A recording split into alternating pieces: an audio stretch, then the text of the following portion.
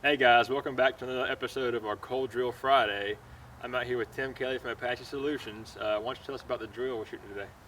All right, so today we're going to be shooting on a B8 target. This is actually Rangemaster's Drill of the Month. So if you've never heard of Rangemaster or Tom Givens, make sure to check them out. If you're watching this on YouTube, it'll be in the description below. But I have to check it out on my phone here. This is a baseline skills assessment drill. So Trey's going to start at 5 yards.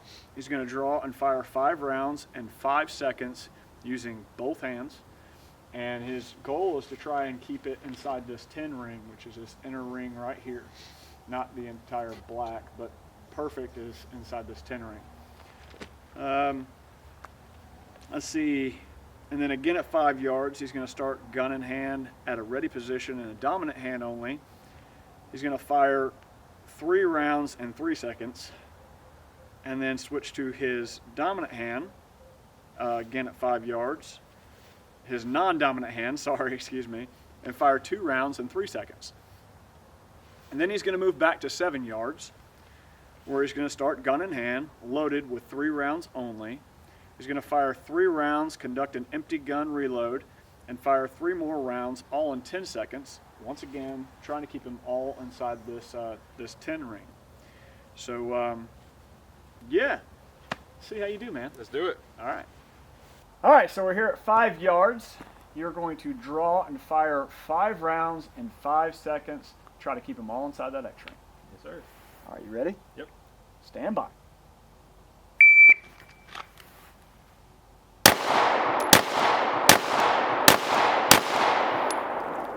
Clean run.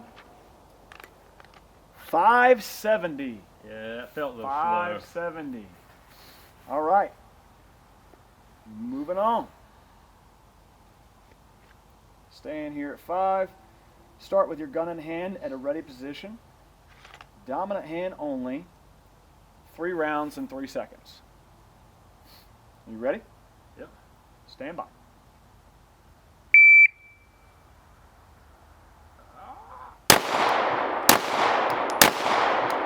Couldn't find his dot. 541. Dang, man. Yeah. That was my first dominant hand only dot shot. Well, this is supposed to be done cold, so. Yeah. All right. Gun in hand. Ready. Non-dominant hand only. Fire 2 rounds in 3 seconds. Keep your wrist locked. That'll help you, man. You ready? Yep. Stand by.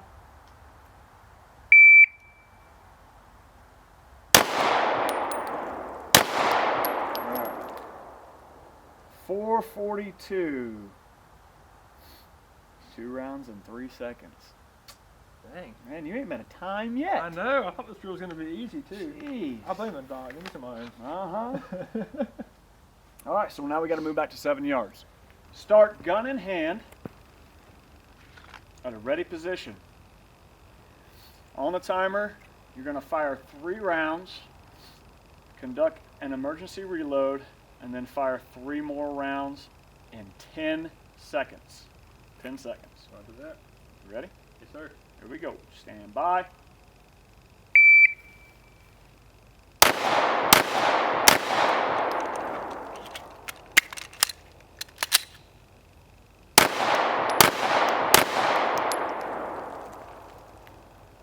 Time was 10:40. 10:40. Looks like it was clean except for I think I got one to the right. one just a little bit outside to the right. All right, we're moving on back to 10 yards. So we're here at 10 yards. You're going to start a ready position. You're going to fire 4 rounds in 4 seconds. That's 4 rounds in 4 seconds. You ready? Yes, sir. Stand by.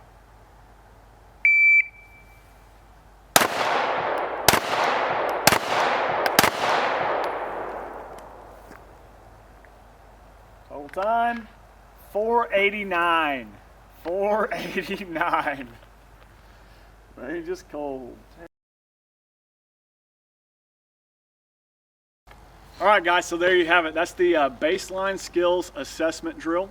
Now, Tom sent this out in the first newsletter back in January of this year, and the whole point of it was to give you that baseline skills assessment in January, and then see how well you did, how well you do with it again in December at the end of the year. So it's supposed to. You're supposed to be able to do better later on. So we kind of showed up late to the show, so we're gonna have Trey Joel shoot that again in 6 months or so and see how he does. But overall, I really liked the drill. I thought it was great. The B8s are something that's fairly new to me this year. I've just started getting into shooting them, and we don't use these a whole lot out here on the range. But I think having the 10 ring and the 9 ring to give that added metric and added measurement is a great thing to have and add to your range days and that sort of thing. So as you can see here, he did pretty well.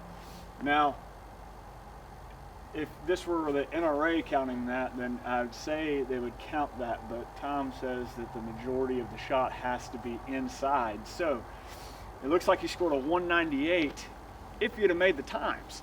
Yeah, so keyword there. that's the tough part.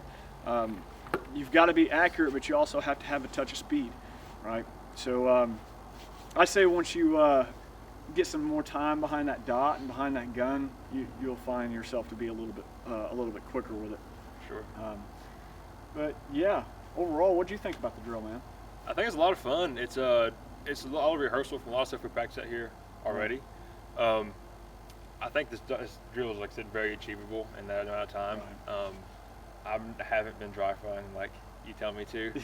So I am struggling finding the dot, and that CAG works tripped me up in my reload today. I was looking for my slide stop, and I couldn't find it, so I had to use the dot. But it's a great drill. I can't wait till 6 months from now and shoot it again and shave about 4 seconds off each of those times. Yeah, no kidding, man. You were right there. You're right there, like on the edge of it.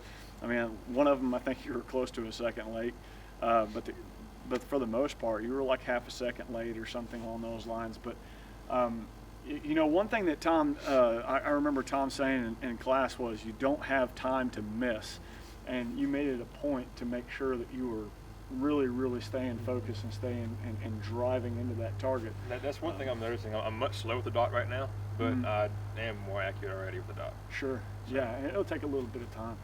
It'll take a little bit of time. All right, man. All right, guys. Thanks for watching. Tune in next week for another episode of our Cold Drill Friday, and don't forget to comment below what you want me to shoot next week. Like, subscribe, comment, all that good stuff. Share. Thank you for watching. Thanks, guys, and we look forward to seeing you out here.